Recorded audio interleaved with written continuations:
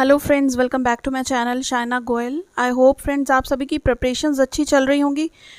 So the topic we are going to discuss in today's video is very important from examination point of view. अगर आपके syllabus में ये topic है, for example assessment for learning का जो paper बच्चों का आने वाला है उसमें ये टॉपिक कंप्लीट है, तो ये बहुत इंपॉर्टेंट है क्योंकि आज मैं एक क्विक ओवरव्यू आपको इस टॉपिक का A to Z देने वाली हूँ और इन द नेक्स्ट वीडियो हम इसकी जो डिटेल्ड विद नोट्स हैं वो करेंगे। क्लियर? तो ये वीडियो देखने के बाद आपको CCE के बारे में अगर नहीं पता, continuous and comprehensive evaluation, clear, इसके बारे में नहीं पता तो आप एक एक चीज़ जान जाएंगे कि क्या इसके अंदर होता है, कौन कौन से एरियाज़ होते हैं, कौन कौन सी एक्टिविटीज़ होती है and so on. So friends, video को कंप्लीट देखें, इसको बिल्कुल भी स्किप ना करें अगर आप CCE के बारे में कंप्लीट कुछ ही मिनट्स में एक ही वीडियो में जानना चाहते हैं तो।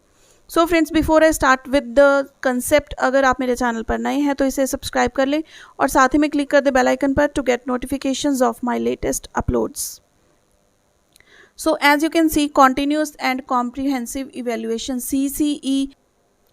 एक्चुअली ये डिस्कस करने से पहले हमें देखना पड़ेगा कि हमारा जो इवैल्यूएशन सिस्टम पहले था बिफोर CCE वॉज इम्प्लीमेंटेड वो कैसा था। ईयरली सिस्टम था, जैसे कि आप जानते हैं साल के एंड में एक बार ही क्वेश्चन पेपर आता था आपका कंप्लीट सिलेबस में से, ठीक है, जब आपकी प्रॉपर उसी के बेसिस पर मार्क्स लगते थे, ऐसे ही होता था।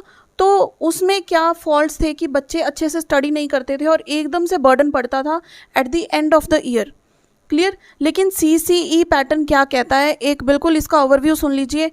CCE कहता है कि आप बच्चों की जो प्रोग्रेस कर रहे हैं और उनकी जो प्रोग्रेस आप देख रहे हैं, ठीक है, वैल्यूएट कर रहे हैं, वो कॉन्टिन्यूस होनी चाहिए और कॉम्प्रिहेंसिव होनी चाहिए। कॉन्टिन्यूस मतलब एवर गोइंग। सो कॉन्टिन्यूस क्या होता है? Regular, on going through the academic calendar. पूरे साल का आपको पता होगा बच्चों को कैलेंडर दिया जाता है आजकल, वो भी CCE का ही एक पार्ट है क्योंकि कॉन्टिन्यूस पहले सब कुछ प्लानिंग होनी चाहिए कि कब कौन से डे पर क्या चीज़ करनी है, ठीक है, कौन सा टेस्ट लेना है, रेगुलर टेस्ट होने चाहिए। फॉर्मेटिव असेसमेंट होती है, आपको पता होगा, समेटिव असेसमेंट होती है, क्लियर, वो इसके अंडर ही आता है। तो रेगुलर भी होने चाहिए और फिर थोड़ा सा समेटिव टाइप भी होनी चाहिए, ठीक है। असेसमेंट फॉर लर्निंग भी होनी चाहिए एंड असेसमेंट ऑफ लर्निंग भी होनी चाहिए। क्लियर? तो देखिए, ऑन गोइंग प्रोसेस होता है क्योंकि ये through out the academic year, पूरे साल चलता है ये प्रोसेस। ऐसी नहीं है कि एक ही पेपर से आपके मार्क्स जज होंगे, पूरे साल की आपकी जो परफॉर्मेंस है स्कूल में उसके बेसिस पर आपकी इवैल्यूएशन होगी। Evaluation is not just assigning you the marks. Clear? वो आप जैसे जैसे ये वीडियो मूव ऑन होगी आपको सारा कंसेप्ट क्लियर होता जाएगा। Then is the word comprehensive. Comprehensive means, comprehension नहीं आता जैसे आपको इंग्लिश में, कॉम्प्रिहेंसिव पूरी डिटेल्ड होती है किसी एक टॉपिक के रिलेटेड, ठीक है, या फिर आपको स्टोरी का टाइटल दे दिया जाता है तो उसकी कॉम्प्रिहेंशन होता है पूरा डिटेल्स में। तो all aspects of students life इसमें कवर होने चाहिए। सिर्फ ये नहीं कि मैथ साइंस पढ़ा दिया, इंग्लिश पढ़ा दी, हिंदी सोशियोलॉजी पढ़ा दी और बच्चों की चलो जी हो गई स्कूलिंग। अभी CCE पैटर्न आ गया, वो कहता है यहाँ पे 2 एरियाज होंगे। जो तो सब्जेक्ट एरियाज हैं उनको हम बोलते हैं स्कोलास्टिक एरियाज या स्कोलास्टिक फील्ड्स, ठीक है, जो भी सब्जेक्ट्स में बच्चों को पढ़ाना है या उनको इवैल्यूएट करना है। देन कम्स द को स्कोलास्टिक एरियाज। को स्कोलास्टिक मीन्स जो स्कोलास्टिक के साथ साथ एरियाज चलते हैं, वो किस फील्ड्स में होते हैं? बच्चों की पर्सनैलिटी डेवलप करने के लिए, उनकी हेल्थ के रिलेटेड एंड उनकी active participation in activities, various activities जो भी स्कूल टाइमिंग्स के दौरान चलती हैं। क्लियर है ये चीज़? इससे देखिए आपको बहुत ज़्यादा अच्छे से क्लियर होने वाला है क्योंकि बिल्कुल शॉर्ट में और कंप्लीट आपको ये चीज़ पता लग जाएगी, फिर हम डिटेल करेंगे। Then comes the evaluation. Evaluation क्या होता है? To assess each area of learning. ऐसे नहीं है कि बच्चे आपके 100 में से कितने मार्क्स आए मैथ में? 86, चलो जी 86%। नो, ये फंडा पुराना हो चुका है। तो अभी पूरे एरियाज लर्निंग के देखे जाते हैं। हर सब्जेक्ट की अपनी एक्टिविटी होती है, अपने प्रोजेक्ट्स होते हैं, सभी को देखकर बच्चों की क्या पार्टिसिपेशन है। क्लियर? डिबेट कॉन्टेस्ट होते हैं, वॉल मैगजीन आपने देखा होगा, पढ़ा भी होगा, मैथमेटिक्स में भी पढ़ा, टीचिंग ऑफ मैथमेटिक्स में, और एक और सब्जेक्ट में हमने वॉल मैगजीन को देखा था। तो वो भी क्या है, मैथमेटिक्स के टॉपिक के रिलेटेड भी हो सकते हैं, उसके भी मार्क्स आपके लगेंगे। तो to assess each area of learning, learning का हर एरिया असेस करना, और इसका एम क्या होता है? CCE का एम क्या होता है? टू इम्प्रूव, इम्प्रूव क्या? नॉट जस्ट मेजर, इम्प्रूव करना ईच स्टूडेंट्स लर्निंग। अब लर्निंग क्या है? Not just marks. Clear? To improve each student's learning in stimulating stress free ways of education. ठीक है, स्टिमुलेटिंग स्ट्रेस फ्री वेज, बच्चों पे burden भी ना आए और वो completely as a person, as a personality develop कर पाए in the areas of knowledge, their skills and their attitudes. Clear? ये चीज़ क्लियर हुई। अब हम देखते हैं इसके जो पार्ट्स हैं। सो फर्स्ट हमने बात की थी स्कोलास्टिक एरियाज की।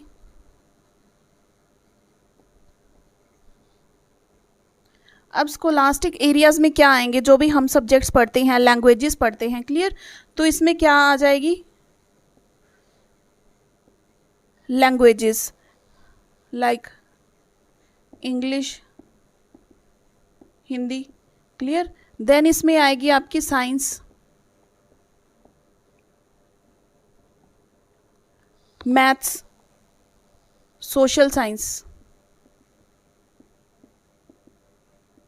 तो बेसिकली स्कोलास्टिक एरियाज का क्या काम है कि आपकी स्टडी, जो भी आपके सब्जेक्ट्स हैं उसमें आपको डेवलप करना, उसमें आपकी लर्निंग को इम्प्रूव करना, एनहांस करना। अब बात आती है को स्कोलास्टिक एरियाज की, जो बहुत वास्ट टॉपिक है खुद में ही। तो इसमें फर्दर जो पार्ट्स होते हैं, देखिए पहला क्या है? Life skills, then work education. ये सारे को स्कोलास्टिक एरियाज के अंडर आते हैं। इनमें भी अंडर बहुत सब पॉइंट्स हैं जो हम नेक्स्ट डिस्कस करने वाले हैं। Then work education, visual and performing arts, then is attitudes and values.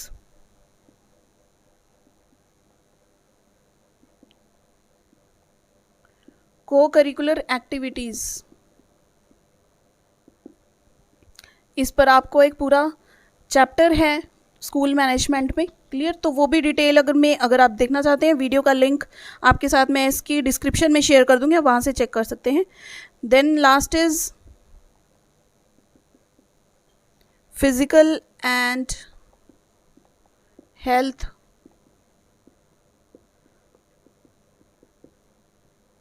Activities. अब देखिए को स्कोलास्टिक एरिया में ये फर्दर 6 एरियाज़ हैं जिसको CCE कहता है कि आपने सिर्फ बच्चे को ये स्किल्स नहीं देने, उसमें आपको बच्चे को ये चीज़ों में भी डेवलप करना है, मेंटली, फिजिकली, ठीक है, इमोशनली, सोशली, सारी चीज़ें जो हम वो पढ़ते हैं। सोशल डेवलपमेंट, कॉग्निटिव डेवलपमेंट है ना, इंटेलेक्चुअल डेवलपमेंट, वो किस चीज़ से आती है? वो को स्कोलास्टिक एरिया से ही तो आती है। लाइफ स्किल्स के बारे में बताना, वर्क एजुकेशन उनको प्रोवाइड करना ताकि फ्यूचर में जाकर वो कोई जॉब अटेन कर पाएँ या फिर अपना लाइवलीहुड अर्न कर पाएँ। ठीक है, विजुअल एंड परफॉर्मिंग आर्ट्स है, एटीट्यूड्स एंड वैल्यूज सिखाना उनको, को करिकुलर एक्टिविटीज़ में पार्टिसिपेशन उनकी होनी, then physical and health activities. अब हम इनको वन बाय वन जो इसके अंदर सब टॉपिक्स आते हैं वो डिटेल में देख लेते हैं। क्लियर? तो बच्चों आप इसका स्क्रीनशॉट लेकर रख सकते हैं। देखिए अगर आपको पहले से ही इनके बारे में पता है तो आप ये हेडिंग्स नोट कर लीजिए और बस इसको इलेबोरेट कर दें अपनी लैंग्वेज में। क्लियर? तो CCE के बारे में अगर बिग क्वेश्चन भी आ जाना तो आप इसी क्वेश्चन को कितना मर्जी एनहांस कर सकते हैं डिपेंडिंग अपॉन योर नॉलेज। सो सबसे हम पहले देखते हैं लाइफ स्किल्स के बारे में कि क्या लाइफ स्किल्स इंपॉर्टेंट हैं जो CCE में कवर किए जाते हैं। तो देखिए फर्स्ट जो 5 आपको स्किल्स नज़र आ रहे हैं, दीज 3 आर थिंकिंग स्किल्स। क्या बोलेंगे हम इनको? Thinking skills. नज़र आ रहा है आपको यहाँ पे? इसको मैं इधर लिख देती हूँ। ठीक है, ये फर्स्ट 5 स्किल्स क्या हैं? थिंकिंग स्किल्स, जिसमें है सेल्फ अवेयरनेस, जो अंडरस्टैंडिंग द सेल्फ में हमने बहुत डिटेल में पढ़ा है, खुद के बारे में जानना। Clear? Then problem solving attitude हो आपका, इसमें आपको सिचुएशंस दी जाती हैं या फिर प्रोजेक्ट्स दिए जाते हैं। देन डिसीजन मेकिंग, जब भी ग्रुप एक्टिविटीज़ होती हैं। ठीक है, मैं आपको छोटे छोटे एग्जांपल्स दे रही हूँ ताकि आपको थोड़ा कंसेप्ट भी क्लियर हो जाए। डिसीजन मेकिंग में क्या होता है कि जब आपको ग्रुप एक्टिविटीज़ दी जाती हैं, ठीक है, लीडरशिप क्वालिटीज़ आप में आती हैं, तो आपको डिसाइड करना होता है कौन सा टॉपिक चूज़ करना है, कौन प्रेजेंट करेगा, किसका क्या रोल असाइन होगा and so on. Then critical thinking, कोई चैलेंजिंग क्वेश्चंस आपको दे दिए गए या फिर सिचुएशंस दे दी गई तो उसके लिए आपकी क्रिटिकल थिंकिंग होती है। Then creative thinking, best out of waste material बनाना, या फिर जैसे बच्चों के स्कूल में होती है lamp making activity, rakhi making activity, है ना, इस तरह का कुछ, ये क्या होते हैं सभी thinking skills. Then is the interpersonal relationship. अब जो नेक्स्ट 3 हैं 6, 7 एंड 8, इनको हम बोलेंगे सोशल स्किल्स, ठीक है। 6, 7 एंड 8 ये तीनों हैं सोशल स्किल्स, ताकि सोसाइटी में रहने के लिए हम उसके लायक बन पाएँ, हमारे अंदर सोशलाइजेशन हो पाए हमारी। तो इंटरपर्सनल रिलेशनशिप्स, एक दूसरे के साथ किस तरह से हमारे रिलेशनशिप्स होने चाहिए, इफ़ेक्टिव कम्युनिकेशन, किस तरह से हमने कम्युनिकेट करना चाहिए, clear. Then empathy. Then finally the last 2 that is 9 and 10, इनको हम बोलेंगे इमोशनल स्किल्स।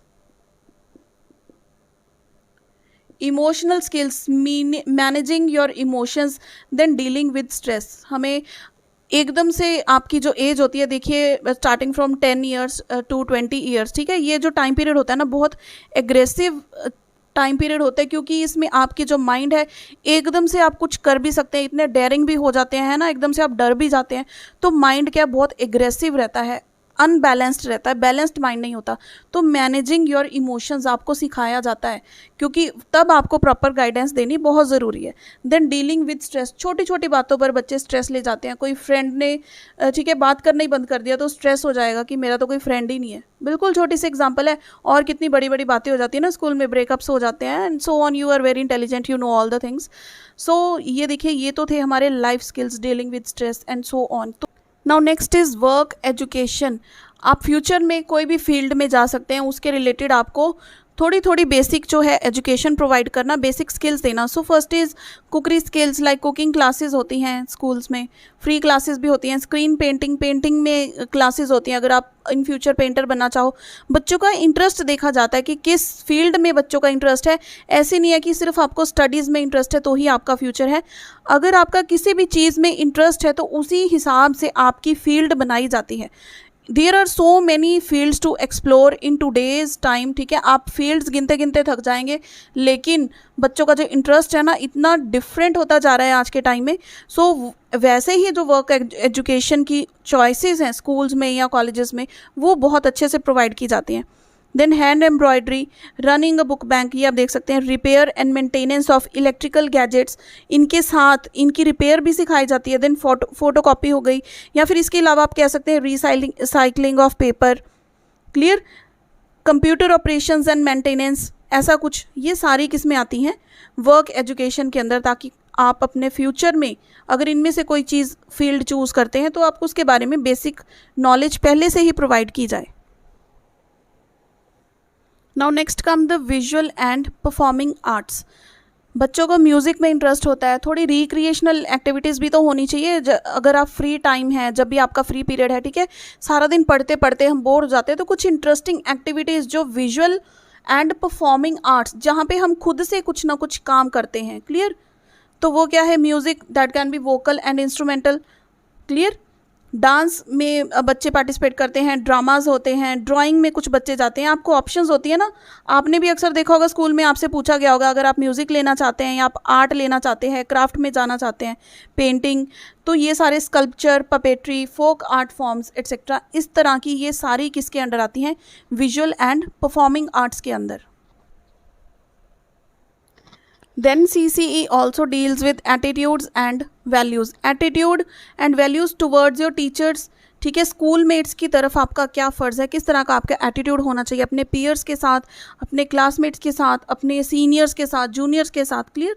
तो क्या वैल्यूज़ होनी चाहिए। स्कूल प्रोग्राम एंड एनवायरनमेंट किस तरह से मेंटेन करें, रिस्पॉन्सिबिलिटी होनी चाहिए आपकी, पॉजिटिव एटीट्यूड होना चाहिए इन चीज़ों के तरफ, क्लियर। जो भी कल्चरल फंक्शंस होते हैं या फिर ओकेजनल फंक्शंस होते हैं, असेंबलीज होती हैं, ये सारा चीज़। Then is the value systems, जो वैल्यूज़ सिखाई जाती हैं आपको, मॉरल वैल्यूज़ डाली जाती हैं, ठीक है। मॉरल साइंस का आपका एक सब्जेक्ट भी होता है, तो वैल्यू सिस्टम एम्बेड किया जाता है करिकुलम में, ताकि आपको एटीट्यूड और वैल्यूज़ सिखाई जा सके।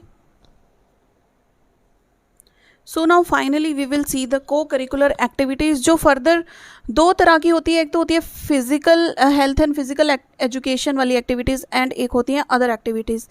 इस एक्टिविटीज़ में देखिए क्या होता है, literary and creative skills enhance किए जाते हैं आपको ना एक्चुअली चॉइसेस दी जाती हैं, जैसे आप क्लब के मेंबर बनना चाहते हैं या नहीं, ठीक है। इंफॉर्मेशन एंड कम्युनिकेशन टेक्नोलॉजी के रिलेटेड आपको स्किल्स सिखाए जाते हैं, ताकि आप आगे जाकर, ऐसे नहीं है कि आप कंप्यूटर वर्ड से बिल्कुल ही कट आउट रह जाएं। टीचर्स को आईसीटी यूज़ करना ज़रूरी है, तो बच्चे भी उसको यूज़ करना सीख जाते हैं, उससे लर्निंग सीखते हैं, फिर उसको प्रॉपर यूज़ करना सीख सकते हैं। देन साइंटिफिक स्किल्स एटीट्यूड जो है बच्चों का इंक्रीज़ किया जाता है, इन्हांस किया जाता है। किस तरह से, कोई भी सपोज आपको प्रोजेक्ट दे दिया, आपने उसमें रिसर्च करनी है, क्लियर। इतनी सारी इन्फॉर्मेशन आप गैदर करेंगे, इंटरनेट से सर्व करेंगे, किसी के आर्टिकल्स पढ़ेंगे, कोई मैगजीन, कोई बुक्स पढ़ेंगे, ठीक है, कोई ब्लॉग्स रीड करेंगे, तो एक तरह का साइंटिफिक एटीट्यूड, साइंटिफिक स्किल आपके डेवलप होते हैं इससे। Then health and physical education में आपके पास, आप अपने स्कूल टाइम को याद कीजिए, किसी बच्चे ने एनसीसी कैंप ज्वाइन किया होगा, है ना, नेशनल कैडेट कॉर्प्स, किसी ने एनएसएस कैंप ज्वाइन किया होगा, ये सोशल सर्विस के related. Then scouting and guiding होता है, स्विमिंग की क्लासेस होती हैं, जिम्नास्टिक्स होता है। आप इनमें आपको चॉइसेस दी जाती हैं, अब जो लेना चाहें उस तरह की फैसिलिटी प्रोवाइड करवाई जाती है। देन योगा होता है, first aid, then gardening, sports और इंडिजिनस स्पोर्ट्स। तो ये सारी एक्टिविटीज़ किस में आती हैं, को करिकुलर एक्टिविटीज़ में, ताकि बच्चा अपने हिसाब से, अपने इंटरेस्ट के अकॉर्डिंग एटलीस्ट पार्टिसिपेट तो करे ना। उसकी परफॉर्मेंस तो बाद में देखी जाएगी, वो पार्टिसिपेट करे। हर बच्चे का इंटरेस्ट, उसका स्किल बिल्कुल डिफरेंट होता है, तो उसको एक्सप्लोर करना फील्ड्स को, कि आप इनमें से कोई भी चूज़ कर लें जो आपके इंटरेस्ट के अकॉर्डिंग है, क्लियर। सो बच्चे को मोटिवेशन भी मिलती है कि हमारा जो इंटरेस्ट है, ऐसे नहीं है कि वो नेग्लिजिबल है, उसके रिलेटेड भी कोई ना कोई हमारे पास एक्टिविटी है जिसमें हम इन्हांस कर सकते हैं अपनी कैपेबिलिटीज़ को। सो फ्रेंड्स, यहाँ पर जो CCE का कंप्लीट ओवरव्यू है, डिटेल्ड, ठीक है, वो बहुत शॉर्ट में मैंने आपको एक्सप्लेन करने की कोशिश की है। बाकी एक सेपरेट वीडियो में आपको इसकी जो है मेरिट्स, डीमेरिट्स, ठीक है, CCE क्या होता है, फॉर्मेटिव समेटिव इवैल्यूएशन, वो तो मैं आपको बता दूंगी, लेकिन ये चीज़ें आपको पता होनी बहुत ज़रूरी हैं, क्लियर। तो आप बिना देखे, बिना कुछ और रीड किए CCE पर पूरा लंबा चौड़ा अपना आंसर दे सकते हैं, क्लियर। सो नेक्स्ट वीडियो में हम इसका जो हमारा सब्जेक्ट में भी है प्रॉपर, वो टॉपिक्स कवर कर लेंगे। सो फ्रेंड्स, ये वीडियो आप ज़्यादा से ज़्यादा शेयर कीजिए अपने दोस्तों के साथ जो CCE के बारे में भी जानना चाहते हैं, और वीडियो हेल्पफुल रही हो तो इसे लाइक भी कीजिए। So see you friends in the next video, till then keep watching.